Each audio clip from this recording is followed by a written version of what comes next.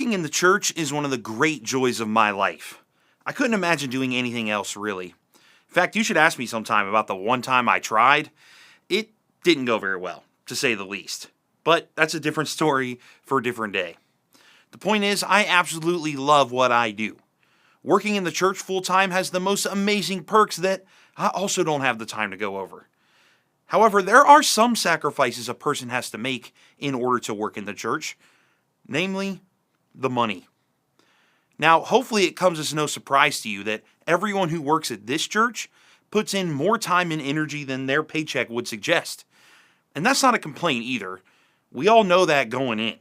And it's an easy sacrifice to make considering how amazing everything else is. Even still, in my case, I got a family that I'm trying to provide for. So, in order to do what I love at the church and make money for my family to, eat, I've gone out of my way to learn how to repair all sorts of tech. Phones, tablets, smartwatches, laptops, desktops, TVs, game consoles. If it requires a power source to function, I can probably fix it. And if I can say, 10 years later, I'm pretty good at it. It's very rare that I run into something that I can't do. But it wasn't always that way. When I first started learning to fix people's stuff, there was a 50-50 shot I couldn't do it. Which honestly is not that bad for somebody who just started, but the problems came when I, way more often than I'd like to admit, would say, yeah, I can figure this out. I can't tell you how many problems I created that weren't there when I started operating with that mentality. Cracked screens when trying to replace a battery. Ripped cables when I was unplugging an internal component. Easy stuff like that. And it's not like I could just sweep these mistakes under the rug. I was doing this to other people's stuff. So, after I'd screw up, I'd have to make the most embarrassing phone calls to clients and say, hey, during the repair, I cracked your screen. I can replace it for you, but you'll have to wait a couple days for that part to arrive. They dropped it off to me expecting to get it back in a few hours, but because of my recklessness, it became a few days. Here's the irony to the story, though. In almost every scenario, I had all of the information about how to do the repair, either in my head or at my fingertips online. I'd seen tons of tutorials on the steps for tech repair, but what I didn't have was the experience of doing it, to know how to best implement the information in the correct way. And as we continue our Good Call series today, I think it's critical to know the difference between information and wisdom. Because you can have all the information in the world and still be unwise. I know all the steps on how to repair your iPhone screen, but if I don't match that with the wisdom I've gained over the years on how to repair it well, then my information is more likely to get me in trouble rather than help. And the same is true in your life too. And we're going to get to that. But first, let's define these two things, information and wisdom. Because when we do, we'll see that combining the things we know with the wisdom only God can give, that's a good call.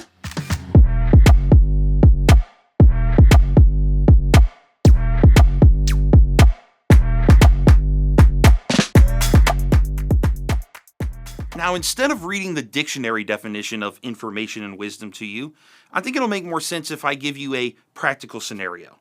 So wherever you are, show of hands. Any of you like hiking or exploring the woods around your house? Yeah, growing up, I'd run around the woods all the time. Used to be my absolute favorite thing to do. I'm sure a lot of you are the same way. And if you are, then I'm willing to bet that you know every nook and cranny of the woods and trails that you explore all the time. You could say, oh, the fallen tree's just over there. The creek is really shallow right here, but it gets surprisingly deep just down there. This particular hill, it's really slick after it rains. Oh, this trail I love, I've actually seen a bear den just over there.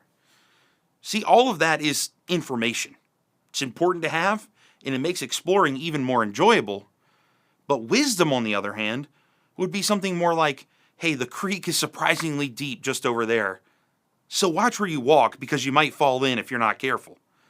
Or hey, there's a bear den on this part of the trail, so you shouldn't hike this trail alone. There's no hard data that says you can't do these things. You can sprint down the creek or hike on the trail alone if you wanna.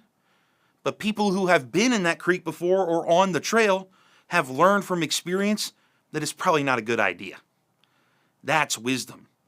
Sound advice from someone who's been there before, who has applied the information in a way that's beneficial to themselves and others. And you might be thinking, well, anyone with half a brain knows that you shouldn't walk on a trail alone near a bear's den. Yeah, fair enough. But not every situation is so obvious. I mean, consider Rise last week. Ella showed it what it means to choose our words wisely. And if you remember, one of the ways he taught us to do that was understanding that some situations don't require that you say anything at all. Sometimes the best words to choose are none. Because when we actively listen to somebody, experience tells us that they feel heard and seen much more often than if we try and interject and get our words in. You see, that's wisdom. It's advice from a person who has had a lot of conversations like that, learning from both their success and their failure, giving you the advice that enables you to avoid those same mistakes and replicate the wins. It's one of the many reasons we look to the Bible for wisdom on how to live our lives, right? Because the Bible, to put it simply, is the ongoing story of the relationship between God and us. So it's full of people who did a lot of things right, and even more who did a lot of things wrong. But by reading their stories and how God worked through them, we're able to gain the wisdom that they have to offer. After all, as Proverbs puts it, for the Lord gives wisdom. From his mouth come knowledge and understanding. Now, God, having an infinite amount of knowledge about the entire universe because he created it, and being around before time itself, he would naturally be the source of all wisdom. I mean, he's literally seen it all. Unlike you and I, who have seen so little by comparison. And one of the great things about God is that he wants to give the wisdom he has to us. In the first week of this series, Lindsay talked about Solomon, who famously prayed for wisdom when he could have had anything else. And God rewarded him with even more wisdom than he could have ever imagined. Now, hundreds of years later, James, the brother of Jesus, would have known Solomon's story.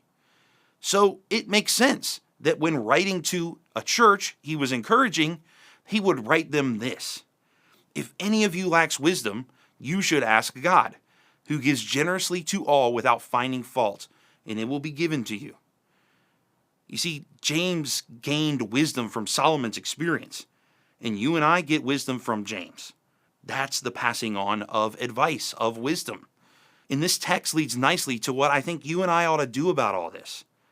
Now, first, let me just say, you might think I'm making the argument that having a lot of information about things isn't good. Now, I'm not saying that at all. You should pursue learning more and more about whatever you can, especially the things God has made you passionate about. All I'm saying is that on its own, information is just kind of there, and it can't ever reach its maximum potential without the wisdom to apply it. Because simply having knowledge can lead us to think that we're better than others because we know more than them.